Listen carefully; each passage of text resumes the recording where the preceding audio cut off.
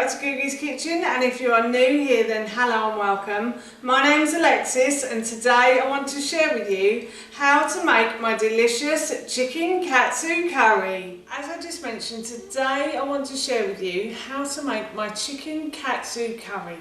So this recipe you would probably associate in the UK with a certain restaurant, a chain restaurant that everybody seems to know and love. And I used to love this dish when we went to that restaurant, but unfortunately nowadays I can't eat it because it's got gluten in it. I think you can get a gluten-free version, but I haven't tried it yet. So I thought I'd come home and make my own gluten-free version of a katsu curry. It's not made with the Japanese breadcrumbs, but it is made with a brilliant breadcrumb alternative, which is flaxseed. And I thought I'd make this for dinner this evening. So while I was making it, I thought I'd share the recipe with you. So here is how to make my delicious chicken katsu curry. So the first thing I'm going to do is preheat my oven to 200 degrees. Next I'm going to wash through my rice twice, and then I'm going to put it in the pan and I'm going to let all of the water evaporate. So I'm just washing through the rice. So I'm just trying to get some of the starch off before I put it into the pan. So I like to do this twice. And I'm just going to go and put this in a pan and fill it with cold water. I've put the rice into my saucepan, and now what I'm going to do is I'm going to fill the pan until the rice is covered and it goes about 2 centimetres above the top of the rice. And you can measure it by using your little finger, and the crease at the bottom of the first crease on your little finger is about 2 centimetres. So if you just put your finger in, and then you can just judge if it gets to that or not. Yep, it's at the crease of my finger, the water. So I am going to put the lid on, and I'm going to put this on full heat until it starts to boil. So the rice is coming to the boil now quite nicely.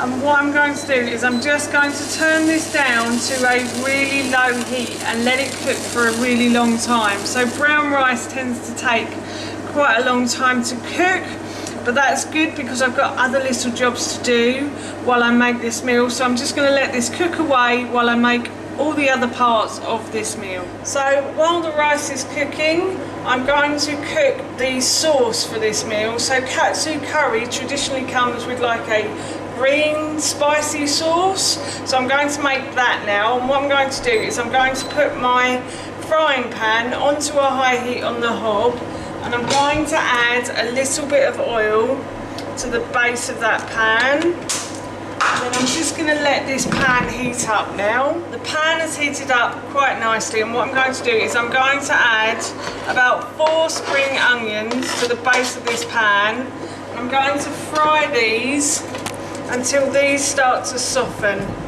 I am making this meal for 2 and a little one, so I have halved all of the ingredients.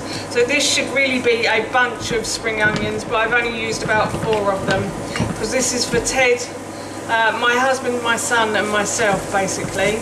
So yes, I'm just frying these onions now until they start to soften. The onions have started to soften, and I'm going to add 1 garlic sliced and 1 piece of ginger, just chopped up, roughly chopped up.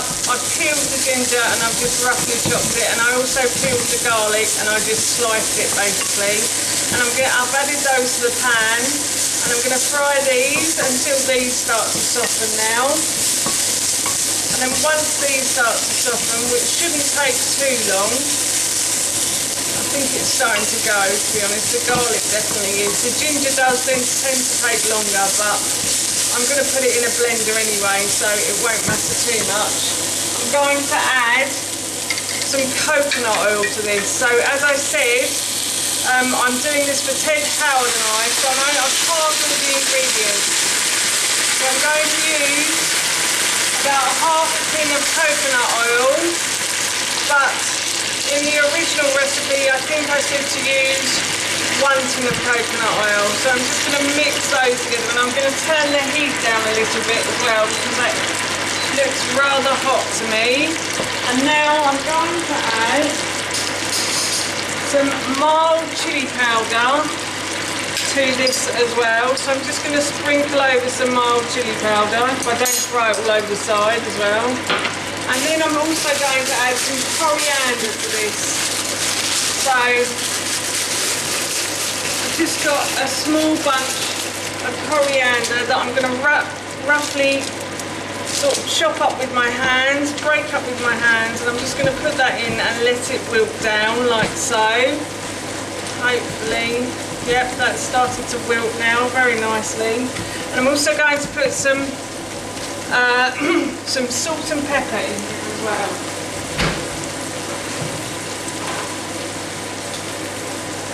So I've grabbed some salt, and I'm just going to put a pinch of salt in like so, and then I'm going to put a little bit of black pepper in as well. So, and I'm going to turn the heat off now because the coriander has wilted, and I'm just going to keep mixing these round, and then I'm going to remove this from the heat, and I'm going to go and deal with my chicken now. While my sauce is cooling nicely over there and my rice is cooking away, I am going to bread the chicken. So what I've got for this is I've got some brown rice here. You probably only need about 4 or 5 tablespoons to cover the chicken, and then I've got 1 egg beaten. You might need 2 eggs. I'm not too sure if that's going to go as far as I want it to. And then you will also need some ground flaxseed, or you can use the Japanese breadcrumbs that they use. I've forgotten what they're called. If anybody can let me know in the description box below, then please do. But I am actually using ground flaxseed for this, and I find this a brilliant breadcrumb replacement. I have to say, it's amazing as a breadcrumb replacement. So what I'm going to do is I've got 2 large chicken breasts. In the original recipe, I think I said 4 small, but it doesn't really matter, to be honest. 2 large, 4 small. As I said, I am serving this to my husband, son and I, so we may be eating this I might be eating some of this chicken for lunch tomorrow, but I'm not bothered by that at all, really. And then I dipped it in the brown rice, I dipped it in the egg, and now I am dipping it in the ground flaxseed. So I'm just doing one side of it as well. Just make sure it's all covered in the flaxseed, and then I'm going to do the same with the second chicken breast. And obviously if you're using 4 chicken breasts, you repeat this process on all 4. So I'm just going to dip it in the flour again, and then I'm going to dip it in the egg like so. I've got more than enough egg, so you might get away with just 1 egg for 4 chicken breasts if they're smaller than this. And then of course I'm dipping it into the flaxseed as well, and I'm going to put these into the oven now. So I've got a baking tray already in there, so I'm going to put these in the oven for about 25 to 30 minutes. I'm going to wait until the juices run clear before I take them out of the oven. So while my chicken is cooking, I'm now going to put the contents of my sauce into a blender and blend all of these ingredients together to make a smoother sauce, basically. We like this recipe, but we do like it with a smooth sauce. So I'm just going to add a little bit more coconut cream because I'm a bit unsure whether that is actually going to blend it okay. So I've just got to add a little bit more coconut milk, And then I'm going to, as I said, blend all these ingredients together now.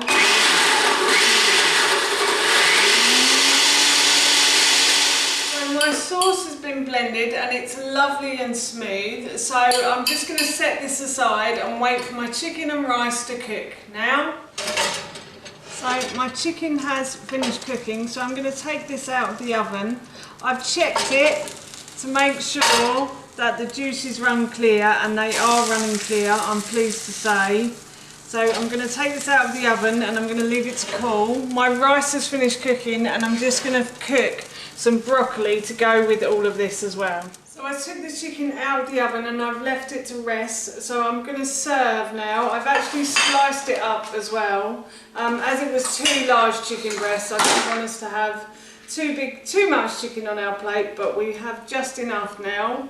So I sliced the chicken, I've added the broccoli and the rice to the plate, and now all I'm going to do is just serve some sauce on the side, like so.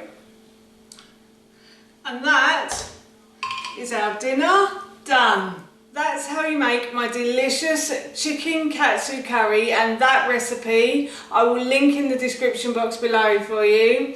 As I mentioned earlier, I'm off to enjoy this for my dinner now, so that's it from me. Thank you so much for watching. Please feel free to give me a big thumbs up if you enjoyed this video, and please feel free to leave any comments below. And please don't forget to hit that subscribe button. See you all soon. Bye.